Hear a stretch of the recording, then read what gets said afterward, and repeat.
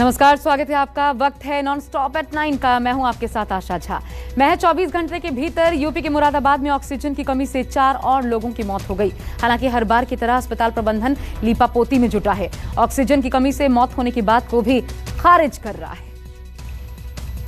कुछ हाफ रहे हैं, कुछ करा रहे हैं और कुछ की सांसें उखड़ चुकी हैं। मुरादाबाद का जिला अस्पताल कोरोना मरीजों के लिए काल बन गया। ऑक्सीजन की कमी से एक एक कर 4 मरीजों ने दम तोड़ दिया। सीमा गार्ड, क्या ऑक्सीजन नहीं? ऑक्सीजन की कमी है, बार बार कम कर देते हैं, है ही नहीं करके खत्म। कुछ भी ट्रीटमेंट नहीं हो रहा है यहाँ पे। शुगर है और कोरोना का इलाज कर रहे हैं और कोरोना हम 3 बार चेक करा लिए, कोरोना नेगेटिव आ रहा है। और ये ऑक्सीजन की क्या कमी है? ऑक्सीजन तो मिली ही नहीं। रात से बैठे हुए हैं ऑक्सीजन के इंतजार में, ऑक्सीजन बिल्कुल नहीं मिली। मरीज को खुद मार रहे क्या कर रहे पता नहीं। बिल्कुल यहाँ देख रहे नहीं है, बिल्कुल भी देख रहे तो यहाँ पे कुछ नहीं है। सिर्फ हम ही गवर्नमेंट में किस लिए आते हैं? गरीब ही आता है देखने के लिए, नहीं कोई सुविधा नहीं, कोई कुछ नहीं। और पैसे वाला अगर आएगा तो उसका इलाज हो जाएगा, लेकिन गरीब का नहीं होता है यहाँ पे। परिजनों का आरोप है कि मरीजों की मौत ऑक्सीजन की कमी से हुई है, लेकिन अस्पताल की सीएमएस सुनीता सिंह ऑक्सीजन खत्म होने से इनकार कर रही हैं। 3-4 दिन की मौत हो गई। कहाँ मौत हुई? 3-4 जनों की क्या जो सीरियस आए होंगे तो उनका है। बाकी तो हमारे कंसंट्रेटर भी चल रहे हैं, 11 कंसंट्रेटर लगे हुए हैं और 35 मरीज आ गए और ऑक्सीजन अभी तक दी जा रही है, अलग से दी जा रही है। थोड़ी ऑक्सीजन की कमी है और आने वाली है बाकी ऑक्सीजन। इससे मतलब ऑक्सीजन नहीं है ना? ऑक्सीजन आने वाली है, बाकी लगी हुई है। कंसंट्रेटर भी चल रहे हैं, हमारे 11 कंसंट्रेटर चल रहे हैं। आने वाली है 11 कंसंट्रेटर चल रहे हैं। ऑक्सीजन की कमी अभी वो हुई है तो आने वाली है। और बाकी मरीजों को जो अलग अलग लगे हुए हैं ऑक्सीजन, उनको सेपरेट भी तो लगी हुई है। क्या नाम है सब आपका? मेरा डॉक्टर अरुण तोमर। यहाँ पर ऑक्सीजन की कमी हो गई है, क्या कहेंगे? ऑक्सीजन की कमी नहीं है, ऑक्सीजन अभी चल रही है। अभी सिलेंडर लगवाया है मैंने ना, इससे पहले तो सिलेंडर नहीं, खत्म नहीं था बिल्कुल भी। ऑक्सीजन है अभी। तो यहाँ पर तो नजर नहीं आ रही है ना डॉक्टर साहब? अस्पताल के डॉक्टरों का दावा है कि जिन मरीजों की मौत हुई है उनकी हालत पहले से ही नाजुक थी और ऑक्सीजन की कमी से इन मौतों का कोई नाता नहीं है। लेकिन इसी अस्पताल के एक डॉक्टर ने इस सच को कबूल कर लिया। हालांकि जैसे ही उनका नाम पूछा गया वो वहां से चलते बने। जिला अस्पताल में ऑक्सीजन क्यों नहीं है? ये तो सीएमओ साहब से पता करिए आप हमारे। नहीं, किस हिसाब से आप यहाँ पर काम कर रहा है, इतनी मेहनत कर रहा है कोरोना में भी, उसके बाद भी यहाँ पर ऑक्सीजन क्यों नहीं है? ऑक्सीजन की कमी तो है ही। अब जो खत्म हो जा रही है फिर आ रही है, फिर खत्म हो जा रही है। मरीज इतना आ रहा है, मरीज आ रही है। हाँ। आज जो मौत हुई है कितनी हुई है मौत? भाई अब सुबह 8 बजे से अब तक जो 3 हो चुकी, 3 मौतें हो चुकी अब तक ऑक्सीजन से। हाँ। गुरुवार को मुरादाबाद के ही एक प्राइवेट अस्पताल में 6 कोरोना मरीजों की मौत से बवाल मच गया था। परिजनों का आरोप था कि उनकी मौत ऑक्सीजन ना मिलने की वजह से हुई थी। उम्मीद थी कि प्रशासन इससे सबक लेगा, लेकिन 24 घंटे के बाद ही जिला अस्पताल में वही खौफनाक मंजर सामने आ गया। मानस श्रीवास्तव, लखनऊ, न्यूज़ 24। और अब बात राजस्थान की। राजस्थान में 1 मई से 18 साल से ऊपर वालों को टीका लगेगा या नहीं, इस पर अभी संशय बरकरार है, क्योंकि राजस्थान में 3 करोड़ युवा हैं और इनके लिए करीब 7 करोड़ टीके की जरूरत है। लेकिन सीरम इंस्टीट्यूट ने तत्काल वैक्सीन की सप्लाई को लेकर हाथ खड़े कर दिए हैं। टीकाकरण केंद्रों के बाहर खड़ी ये कतार दिन चढ़ने के साथ ही लंबी होती चली गई। 45 साल से ज्यादा उम्र के इन लोगों को चिंता इस बात को लेकर है कि अगर शनिवार से 18 साल से ज्यादा उम्र वालों का भी वैक्सीनेशन शुरू हो गया तो उनके लिए वैक्सीन लेना टेढ़ी खीर बन सकती है। राजस्थान में रोजाना करीब 3 लाख लोगों को टीके लगाए जा रहे हैं, लेकिन टीकों की कमी के कारण 40% टीकाकरण केंद्र बंद हो चुके हैं। केंद्र के निर्देशों के मुताबिक 1 मई से 18 साल से ज्यादा उम्र वाले लोगों को भी टीका लगाया जाना है। इसको लेकर राजस्थान सरकार ने सीरम कंपनी को 3 करोड़ युवाओं के लिए 3 करोड़ 75 लाख डोज का ऑर्डर दिया था। लेकिन कंपनी ने साफ कह दिया है कि 15 मई तक वो केंद्र सरकार के आदेश को ही पूरा नहीं कर पा रही तो राजस्थान को इसे तत्काल दिया जाना संभव ही नहीं है। हालांकि सीरम इंस्टीट्यूट ने राजस्थान के लिए 3 लाख डोज की मंजूरी दे दी है, लेकिन ये भी कब आएगी इसका पता नहीं है। इधर सरकार इस बात से भी परेशान है कि नाइट कर्फ्यू लगाने के बाद भी कोरोना के मामले घटने के बजाय बढ़ते ही जा रहे हैं। तो हाथ जोड़ के राजस्थान के लोगों से निवेदन करना चाहता हूं कि जिंदगी रहेगी तो शादियां तो बाद में भी हो जाएगी। ये जो प्रोटोकॉल सरकार ने तय किया है, SOP जारी की है गृह विभाग ने, उसकी पालना सुनिश्चित करें। आप अनुशासन तोड़ेंगे कि संक्रमण बढ़ेगा। बार बार हाथों को सैनिटाइज करें, 2 गज की दूरी बना के रखें, घर से अनावश्यक रूप से बाहर नहीं निकले। अभी हमको कुछ कड़वे कदम उठाने पड़ेंगे कल 1 मई से, तो वो भी उठाएंगे। अब 1 मई से अगले 15 दिन के लिए अगर और सख्त कदम उठाने पड़े इस बढ़ते हुए संक्रमण की चेन को तोड़ने के लिए, तो भी हम उठाएंगे। राजस्थान में अब रोजाना लगभग 17,000 नए मरीज सामने आ रहे हैं। अगर संक्रमण इसी रफ्तार से बढ़ता रहा तो अगले 2 दिनों में यहां एक्टिव केस की संख्या 1 लाख को पार कर जाएगी और रेमडेसिविर इंजेक्शन की जरूरत भी 5 लाख तक हो सकती है। टीका लगवाने आए लोग भी इस खतरे को महसूस कर रहे हैं, लेकिन वो इसके लिए लोगों की लापरवाही को भी जिम्मेदार ठहरा रहे हैं। कम तो हो नहीं रहे, रोज 17,000 लोगों की खुद की लापरवाही है। प्रशासन भी क्या करेगा इसके लिए? आपको बोल दिया कि मास्क लगाओ, मास्क को यहाँ लटका रखा है, गलत है नहीं है? अब प्रशासन कितना किसके पीछे पीछे पड़ेगा? प्रशासन ने जो काम करना था पूरा कर दिया उसने अपना, कोई जवाबदारी नहीं है प्रशासन की। आदमी को बोल रहे हैं यहाँ कुआं तो गिर जाएगा, लेकिन वो तो मैं तो कूद जाऊँगा, बोले कौन बचाएगा उसको? वो वाली बात। ये देखिए, एक सकारात्मक सोच है। शायद जयपुर के लोगों का यही एक जज्बा है जो कि टीकाकरण अभियान को भी सफल बना रहा है। हर रोज 5 लाख से ज़्यादा लोगों को टीका लगाया जाता है। इसी तरह से लोग सहयोग भी कर रहे हैं प्रशासन को, लेकिन कुछ लोगों में अभी भी लापरवाही नजर आ रही है और यही कारण है कि हर रोज 17,000 से ज़्यादा कोरोना संक्रमित नए मरीज मिल रहे हैं। राज्य सरकार के मंत्री कोरोना को लेकर चिंतित तो हैं, लेकिन वो 1 मई से शुरू होने वाले टीकाकरण को लेकर खुलकर कुछ भी नहीं बोल रहे। शायद उन्हें इस बात का डर सता रहा है कि अगर 18 साल से ऊपर वालों के टीकाकरण अभियान को शुरू कर दिया गया और तैयारी अधूरी रह गई तो इसका विरोध भी हो सकता है। KJ Srivastava, Jaipur, news 24। और इस मुसीबत की घड़ी में कालाबाजारी एक बड़ी समस्या बनकर उभरी है। 300 रुपए का ऑक्सीजन सिलेंडर 50 से 60 हजार रुपए में बेचा जा रहा है। महामारी के बीच मजबूर लोगों को लूटने वाले ऐसे ही एक गिरोह का पर्दाफाश जयपुर में हुआ। जयपुर पुलिस ने ऑक्सीजन सिलेंडर की जमाखोरी और कालाबाजारी के आरोप में 3 लोगों को गिरफ्तार किया। जयपुर की शिप्रापत पुलिस के हाथ लगा ये वही शख्स है जो कोरोना मरीजों की मजबूरी का फायदा उठाकर अपनी जेबें भर रहा था। सूचना के आधार पर पुलिस ने गोपालपुरा बाईपास स्थित विश्वेश्वरैया नगर निवासी रामलाल के गोदाम में छापा मारा तो यहाँ पर ऑक्सीजन के भरे हुए 28 सिलेंडर बरामद हुए। गोदाम में 24 बड़े और 4 छोटे सिलेंडर थे, जिन्हें वो अस्पतालों के बाहर परेशान मरीज और उनके परिजनों से 50 से 60 हजार रुपए में बेच रहा था। तो हमारे पास मुखबिर से इतला आई थी कि हमारे शिप्रापत थाना क्षेत्र एरिया के अंदर, त्रिवेणी नगर के अंदर कोई व्यक्ति है जो कि महंगे दामों पर ऑक्सीजन की ब्लैक मार्केटिंग कर रहा है और उसने अपने घर के ऊपर सिलेंडर्स का स्टॉक कर रखा है। इन्फॉर्मेशन पे हम लोगों ने उसको वेरीफाई किया और ये पता चला कि जो सिलेंडर गवर्नमेंट से जो 202 की रेट के अंदर फिक्स है, जो मैक्सिमम 350-400 रुपये तक के अंदर हॉस्पिटल्स को अवेलेबल हैं, उनको हज़ारों में बेचा जा रहा है। पुलिस की माने तो आरोपी रामलाल इमली फाटक की अंकित गैस एजेंसी में ऑक्सीजन सप्लाई का काम करता था। आरोपी ने कबूल किया कि वो 6 दिन पहले सीतापुर की एक ऑक्सीजन सप्लाई करने वाली कंपनी से इस सिलेंडर को लेकर आया था। नियम के मुताबिक उसे इन सिलेंडर्स को अस्पताल में सप्लाई करना था, लेकिन ये सिलेंडर कभी अस्पताल तक पहुंचे ही नहीं और कई अस्पतालों में मरीज ऑक्सीजन के बिना ही दम तोड़ते रहे। जो आरोपी ने बताया ये कि सीतापुरा इंडस्ट्रियल एरिया में प्योरासेप करके एक जो ऑक्सीजन का प्रोडक्शन करने वाली फैक्ट्री है, वहाँ से इन्होंने हॉस्पिटल्स की सप्लाई करने के लिए इन्होंने लिया था। ये जो इमली वाला फाटक है वहाँ पर अंकित गैस एजेंसी है जो कि सप्लायर डिस्ट्रीब्यूटर है।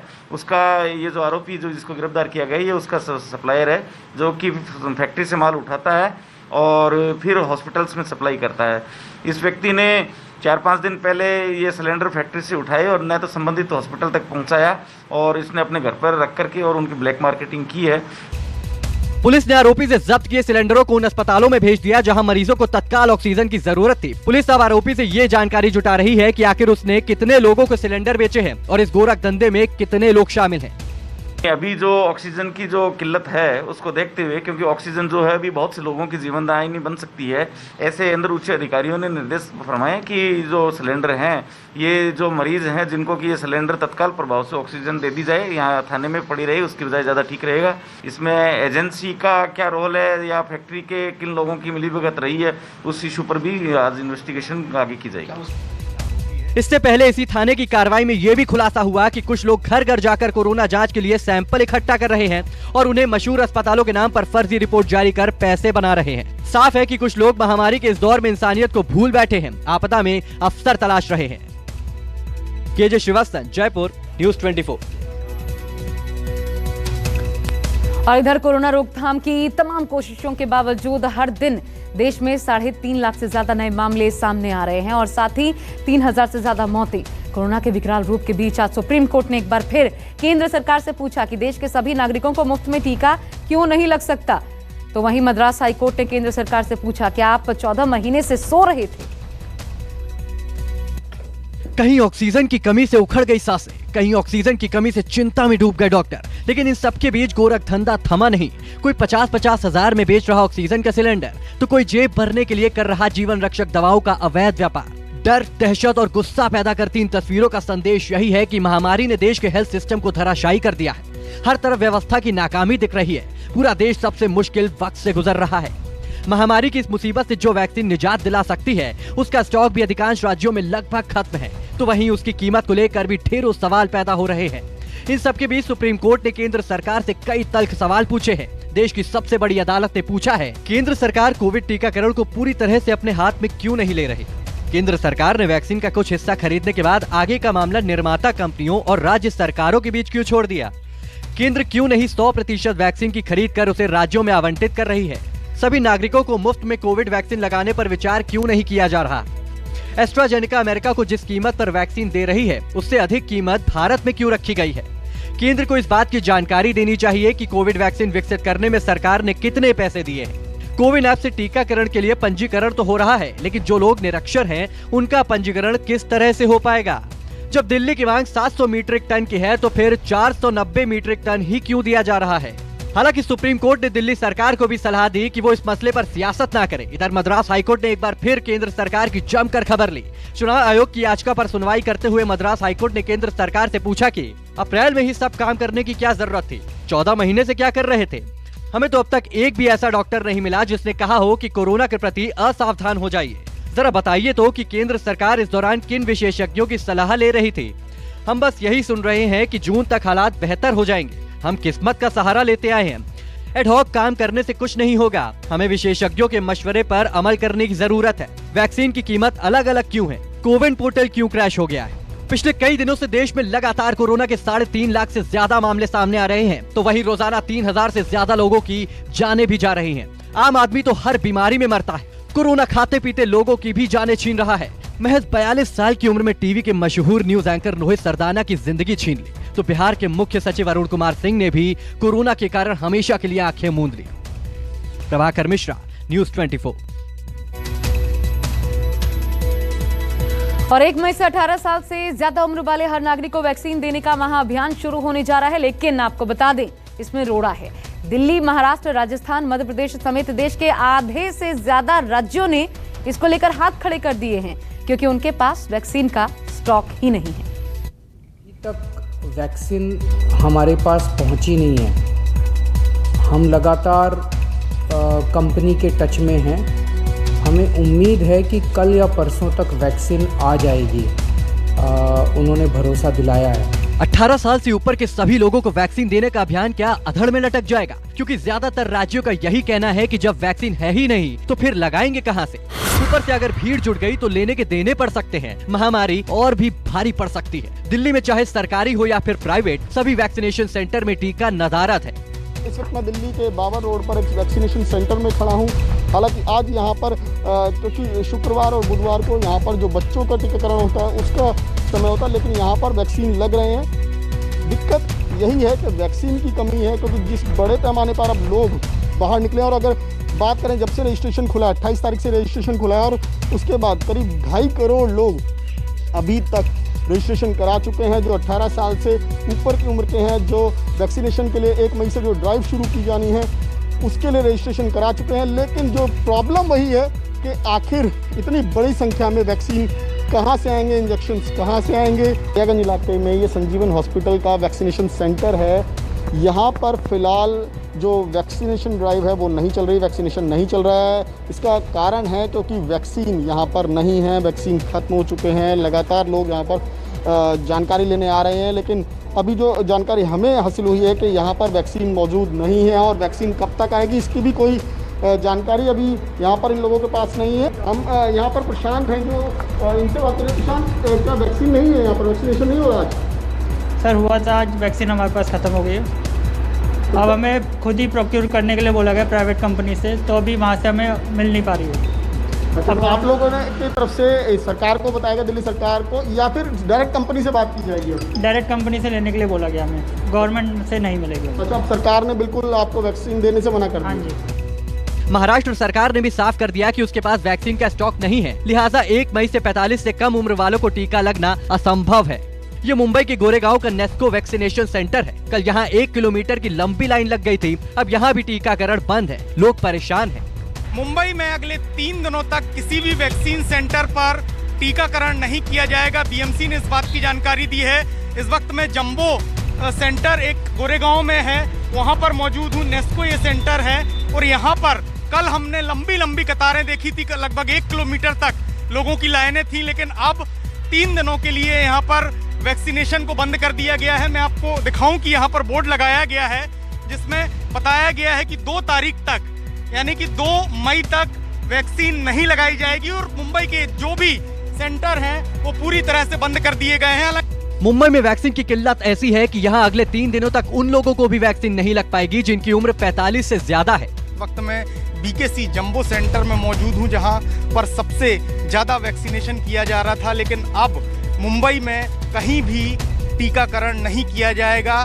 3 दिनों के लिए बीएमसी ने ये जानकारी दी है कि ये रद्द कर दिया गया है क्योंकि वैक्सीन की कमी लगातार देखी जा रही है और वो अलग अलग सेंटरों पर वैक्सीन मुहैया नहीं करा पा रहे हैं। अगर मैं आपको तस्वीरों में दिखाऊं तो आप ये देखिए, ये बीकेसी सेंटर के ठीक बाहर आप देख सकते हैं, यहाँ पर लिखा हुआ है कि नो वैक्सीनेशन फॉर 3 डेज, यानी कि अगले 3 दिनों तक किसी भी तरीके की वैक्सीन नहीं लगाई जाएगी। मुंबई से सटे ठाणे में 3 दिन के लिए वैक्सीनेशन रोक दिया गया है। भीड़ ज्यादा न हो इसके लिए भी पक्के इंतजाम किए जा रहे हैं।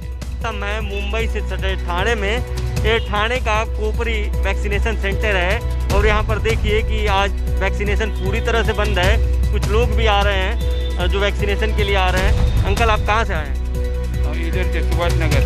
पहला डोज ले लिया आपने? हाँ, 26 तारीख को, 26 मार्च। तो दूसरा डोज नहीं मिल रहा है? आज नहीं, 3 दिन बंद है बोलते हैं, सब इधर भी नहीं मिल रहा है। तो देखिए कि प्राइवेट में भी नहीं मिल रहा है यहाँ पर और ज़्यादातर लोग यहाँ पर आ रहे हैं, इंक्वायरी कर रहे हैं, पूछ रहे हैं और चले जा रहे हैं। इन्होंने कहा कि मंगलवार को मिलेगा, मंगलवार को मिलेगा, लेकिन सेकंड कौन सा मिलेगा क्या मिलेगा ये नहीं। इन लोगों ने ये यहाँ क्या है, गधे लोग रहते, ये पढ़े लिखे नहीं रहते, उसका कारण इन लोग को फर्स्ट और सेकंड के अंदर क्या फर्क है ये इनको नहीं मालूम, लेकिन इनको मालूम होना चाहिए।